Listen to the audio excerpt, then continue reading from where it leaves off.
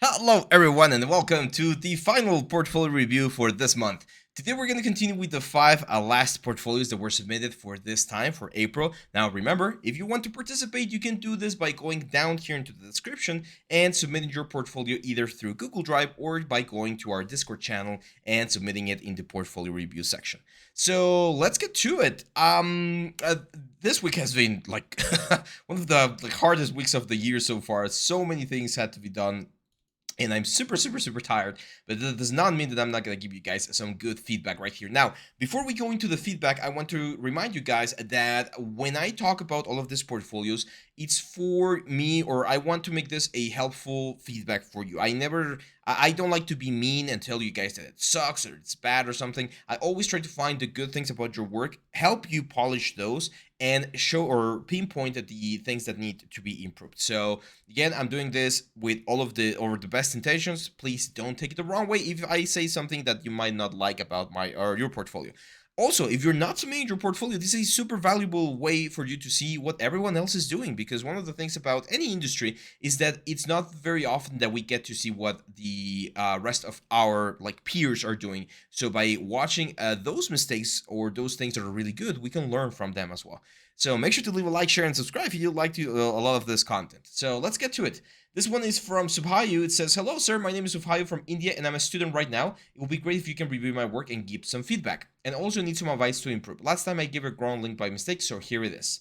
There we go. Yeah, it happens often when people submit the wrong stuff. Ooh, nice. Okay. So this looks good so far. First impression is good. I like this one. I think it's a really interesting 3D design. I know this is Doctor Strange like Sanctum Sanctorum. I think you have some really cool models, but here's the thing. I feel like we definitely need a little bit more polish. It seems like you have this really cool guardian dogs right here, and then I don't see a lot of stuff over here. So I would probably do a render of those, because I think those like as a single prop might be a really good thing. The render definitely looks to be ray traced, which is fine, but it seems like we don't have a lot of light coming into the room. Most of the light is coming from the window right now, which is fine. But if you want to only have one light source, you really need to bring your samples up, especially your direct and indirect samples, so that the light bounces more times inside of the scene and you get something that looks a little bit nicer. I can also see that everything looks very new. That's very common when you're doing environments where you don't use a lot of roughness maps. And for instance, this section right here, it looks like perfect mirror, right? And you're not usually gonna find this sort of stuff in the real world. Even like the wood floor, you would expect to have a couple of scratches here and there. Like I would expect to have a normal map to break up some of the shapes right here. Like you can't really tell or see any seam line in between the wood tiles, and that's not something that you would expect to find on an environment. But this is a good one. This is the kind of projects that I would keep and then just keep improving so that you can get something that looks even better. Then we have this mythical axe, which is a sort of hand painted, hand sculpted thing, very woe-like. You don't need the support edges that you have right here, my friend. When you're doing game art, you usually want to be as optimized as possible. And those are bevel edges that I normally do on my stuff. It's not something that you need for your game element, okay? So you can definitely get rid of those because the normal map is going to take care of them. You keep them on the high poly, but you don't need them on the low poly. Now, hand painted is a huge thing by itself. This is not really hand painted because I know that you're using generators from Substance Painters. It's more like stylized. It looks fine. I like the final result. I think it looks cool. I like the gemstone. That looks really nice, and even the stitches and stuff. So it's a good one. I would probably try to paint by hand certain things in or out, so remove some of the metal edgeware, add a little bit of rust and stuff under here or here, so that it looks more it's not everything is generated, right? If you can add that sort of special or specific touch to the weapon, it can shine a little bit more. And then this is where we go into the I would call again simple elements, right? It's not a bad scene. It's very moody, which I like. But I'm gonna give you a very this is something I learned the bad way when I was doing a project similar to this. Cameras, right? Like the camera we're using right now, they have something called exposure, and depending on how you expose those cameras, you're gonna be able to get certain things. in order to get this sort of like super, super bright sky with a lot of stars, you will need to expose the camera quite a bit. You need something called a long exposure. And when you do a long exposure, any like normal light that you have in your environment is going to be super, super, super bright. And you can see it right here, like long exposure sky.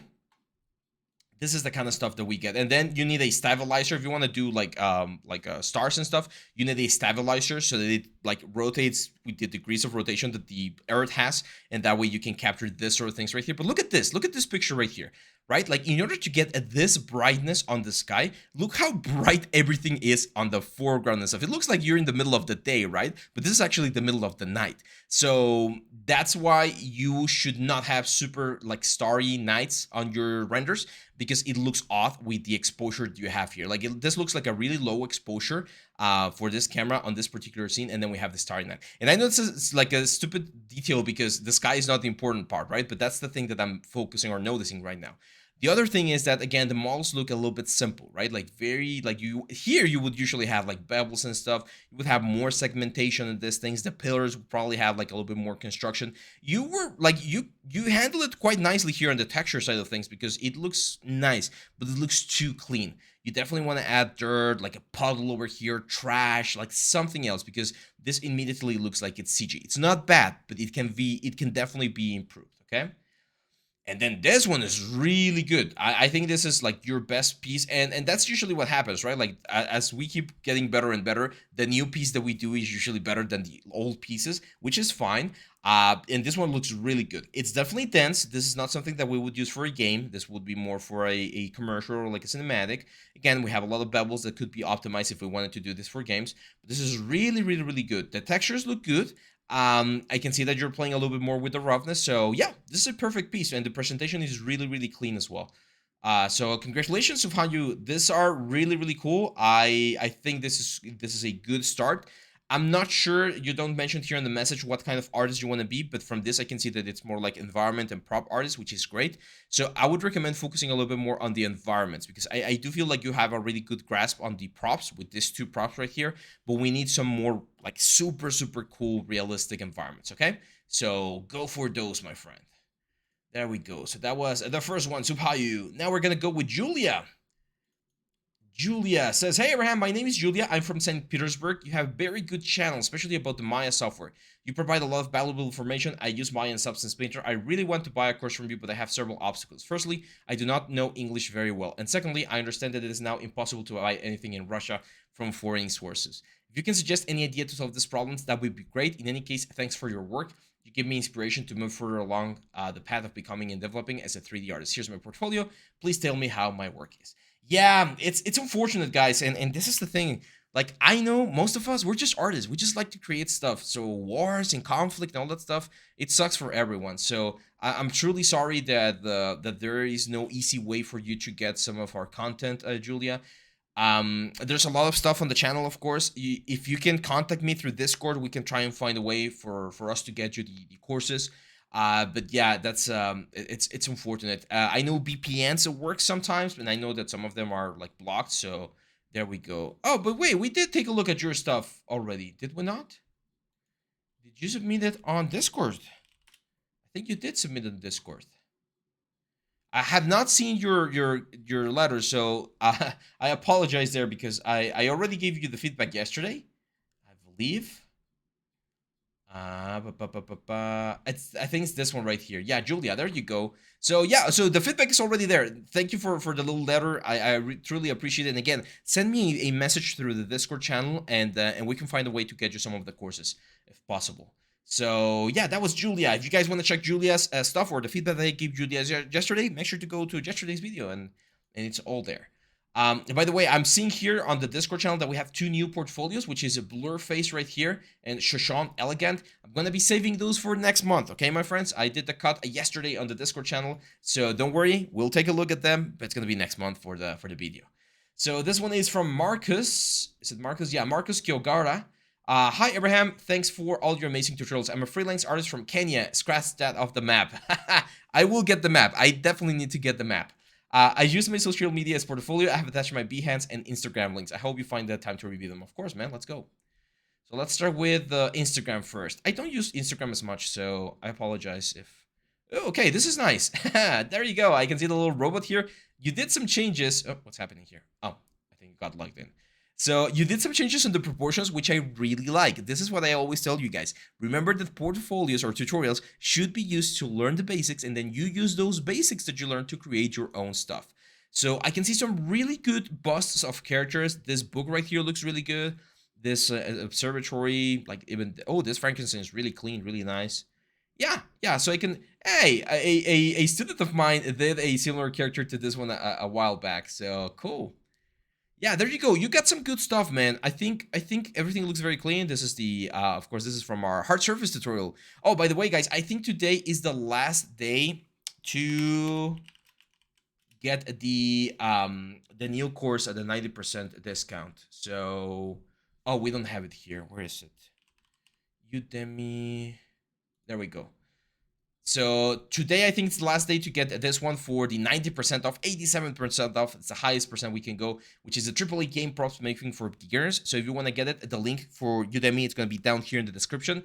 This was done by our good friend Arash, and we go over like the creation of the element in the Blender. We go over ZBrush, we go over Substance Painter, and I believe he even goes over like Unreal. There you go, Unreal Engine 5 at the very end to show you the final results. So if you want to check it out, the link's going to be down here.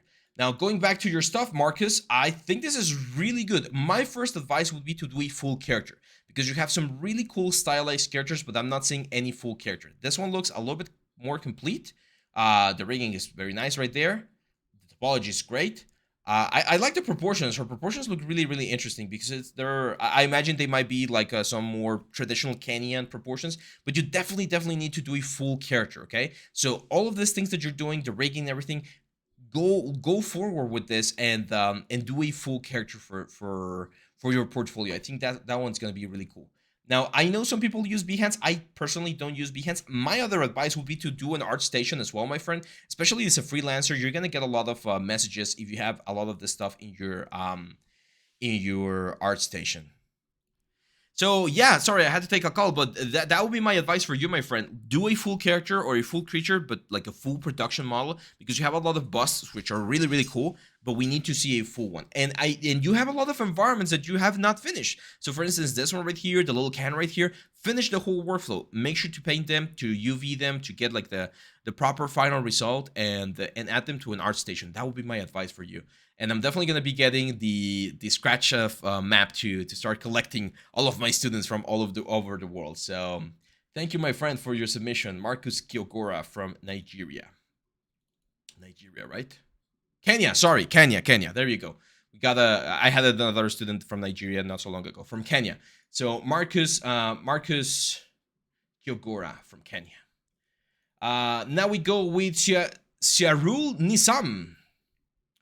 Hi Raham, hope you have a good day. My name is Sharul from Malaysia, and I'm working as a multimedia designer. After 5 years of trying to learn while working, I want to fully step into 3D. I want to hear your feedback about my portfolio. Do I have the skills to become a 3D junior artist? I hope you could give me some tips and feedback. Give me 1 second.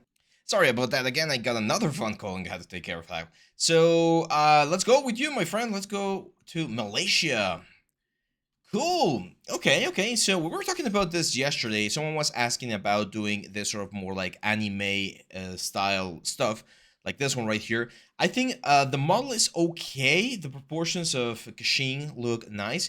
I can see that it's a work in progress, but here's the thing about works in progress, and you, my friend, are gonna be the scapegoat for this thing. You should normally not have works in progress on your stuff if you don't intend to finish them. And this was posted last year, so 1 year ago. So you've been working on this for more than a year, and there's no update on this or work in progress. So your portfolio, in this case, this one right here, might not be the best place to have a work in progress. If this is no longer work in progress, if you consider this to be done, that's fine. Just remove the work in progress, because otherwise people are going to think that you're still missing something. Now, the shaders here, I think they look a little bit too saturated, and they're missing this sort of like, I don't know, roughness, something. Also, the pose is not ideal. She looks like she's falling back, and we got to be careful about that kind of stuff. But I'm going to be focusing on some of the other stuff as well. Like this character right here. Again, another whip from last year. If you consider this character done, just call it done. No need to call this a whip anymore. Pose here again looks a little bit off balance. I'm not sure about this whole like, I feel like this one looks a little bit more presentable than this environment one. And yeah, I mean, it's not a bad model. I like the vibe that you're going for. This one, I think it looks way better. There are things that we can improve here. Like, for instance, if I take a look at the sidewalk here, you're not gonna find sidewalks again going in that direction. They usually go along the direction of the sidewalk itself, like for the bricks. I mean, you could find some of this like this, but it looks a little bit weird, especially when you get here to the border. It just looks weird that it flows right there. Now, I'm not sure if all of this is 3D, but one of the things that you could definitely benefit from is some depth of field. Like, you could blur out a little bit of the background here and a little bit of the foreground and maybe just focus on this area here. It definitely needs a little bit more work. I can see here that you're rendering this in Unreal Engine, which is okay. But nowadays, we have Unreal Engine 5. So doing this same thing with Lumen, you're going to get something that looks way nicer, okay? So again, try and see if you can give it a second life to that thing right there. Sunset, Japanese castle. Again, we don't have any depth of field. We don't have any like atmospheric fog or anything. The god rays that you're doing here, I'm pretty sure you're using some sort of like bokeh or something. I'm not sure what type of rendering you're using. I mean, it seems to me that you're using some sort of like Arno renderer, but the shadows look really sharp. Like, you would not expect to see the god rays like this, like with this super harsh shadows. You're usually gonna get softer shadows, especially from the sun. So again, this looks very CG, and we're not getting that sort of like naturalistic, realistic vibe. And rendering, I know rendering is tricky, believe me. I suffered with rendering when I was a student. This one looks a little bit better. I can see you're using this on V-Ray, so it seems like you're getting some better results with V-Ray. It still looks a little bit CG. For instance, the roughness on the trash bags look a little bit too glossy. I like the fact that it's a full animation that is, of course, complicated or complex to achieve. Careful with the samples here. This is why, like, a little bit of like depth of field, like blurring this part of the background might be a good idea. Now, my question is, oh, okay, yeah, you're using a rig from someone else. That's fine. So yeah, we need to put a little bit more attention into the environments themselves, and we need to separate the foreground, the midground, and the background, which again is not an easy task. It's one of those things that takes a little while to understand. So you do have a good sense of composition, I think. It looks nice in certain areas, but we gotta be careful about this thing right here. This is called a tangent. So when you have two objects that are in different planes of perspective, and they are really close together, almost touching, you generate or create something called a tangent, like this. So what this does, unfortunately, is it flattens your perspective. It creates a lot of flatness on the perspective. And I can see that this like tower is supposed to be a lot closer. So this is why atmospheric perspective is really important. Atmospheric perspective, for those of you that don't know what it is this phenomenon that we have in Earth that could be emulated in other planets, of course, where the farther away something is from us, the more atmosphere there is between those things and us, right? So the more we know that the atmosphere is made out of gases and it has a lot of like particles and stuff. So the more atmosphere, the more space that we have between objects, the more like a blurry or they're actually going to get closer to the color of the sky. You can see how the mountains here are really blending in with the color of the sky. And it's not fog. This is a very common misconception about atmospheric perspective. People think it's fog. It's not fog. It's the distance or the amount of atmosphere that is between us and the object that we're seeing. You can see right here perfectly fine. Like, look at how saturated and dark this color is and how we get closer and closer to the color of the sky as we go farther out. So this is what I would expect to see on this one right here, on this particular render. This station that should be on the atmosphere, like really far away, even if it's super big like what we have right here, should be like blurry and should be less saturated, less dark, because there's more atmosphere between us and them. Now, let's say there's no atmosphere. Let's say you want to go full sci-fi and we're in the moon, there's no atmosphere, so we're not expecting to get any atmospheric perspective. Okay, that's fine. Then what you want to do is you want to create some overlaps. So move this whole ship down so that it overlaps with this thing right here. And even though you won't have atmospheric perspective, you can still have camera depth of field, where things that are further away are a little bit more blurred than the things that are closer to us. And that's going to give us a nicer result. And actually, I'm gonna use you as an example, because it's one of those things that's actually quite easy to, and this one is quite easy to do. So first thing I'm going to do is I'm going to duplicate this guy right here. I'm going to say filter, blur, Gaussian blur, and let's blur this like quite heavily like that. And then this one, I'm going to mask out. I'm going to bring this thing in like this. Okay. And then I'm going to blur this guy and all of the stars. We talked about the stars earlier today, where you can't have the stars exposed like that without creating some like weird stuff. There we go. So see how that like really pushes things back. And then I'm going to press Control U to go to hue and saturation. I'm going to desaturate things. I'm going to make them a little bit lighter like that. Okay. Let me just make sure that I get all of the points here so that we don't have any like weird effect. There we go. And then I'm going to go Control L, and all of my dark colors, especially all of those dark spots, I'm going to bring them out like that. And then, of course, we can like modify this and bring it out a little bit, or just reduce the effect that we're doing. So see that? We could even do like, here's where, again, atmospheric perspective really works. So we could grab this sort of like blue hue-ish thing and just like paint it out or paint it in. And again, just like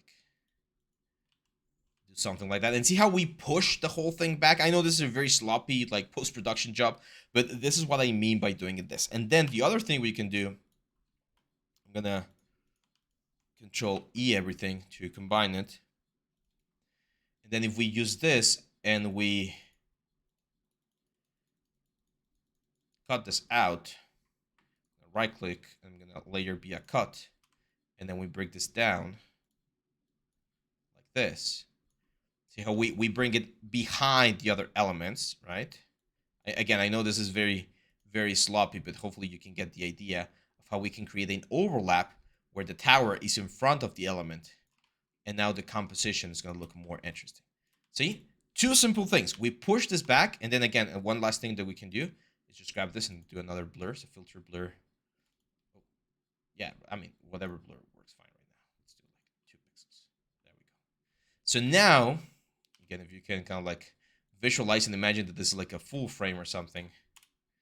Now this looks like there's actually, again, depth of field between the different things. This is our background, this is our midground, and then here in the foreground, you could have like all of this guys right here, again, like a little bit blurred, right? Something framing the whole thing, like imagine, I don't know, some mountains or something. And we play around when we create something that's a little bit more interesting. So that would be my advice for you, because again, I can see here, there's not a lot of information here. You ask if you can be a junior artist. Yeah, of course. Like you have everything that you need. Like it seems like you understand modeling, texturing, rendering. That's fine. Now we need to polish this stuff because you have the understanding of the technical side of things with the tools, but now we need to polish. Okay. So my advice would be to get some of the courses from Arash. He has 2 or 3 courses for environment creation inside of Unreal, and I think you could really benefit from those one and from the cinematic rendering course that I have as well on Udemy. So all of those courses focus on all of this, like things that I'm talking about, atmospheric perspective, composition, and stuff like that. And I think that will be really, really handy for you, my friend. And last but not least, Adiv Sheikh. He says, "Hi, my name is Adiv. I'm doing 3D for 1.5 years, and I made some assets for my portfolio. It will be very helpful if you review this. I'm also working on character modeling and car modeling. When I upload that, please review that also." Okay, let's take a look. I'm a fresher and ready to work with any 3D field. I'm pretty good at Maya, Substance 3D Printer, and ZBrush, also learning 3D Studio Max for more extra opportunity. Right now, I'm working on some character modeling in ZBrush. Okay, you're from India. Perfect. Let's take a look at the portfolio. Okay, so we need more pieces. That's the first thing I'm looking at here. We need more pieces. We have 4, and usually a good portfolio should be at least like 8 or 10 pieces. This chair right here looks like a good asset. I think we could do a little bit more work on the textures because they look a little bit like old, like an abandoned, like a sci-fi chair.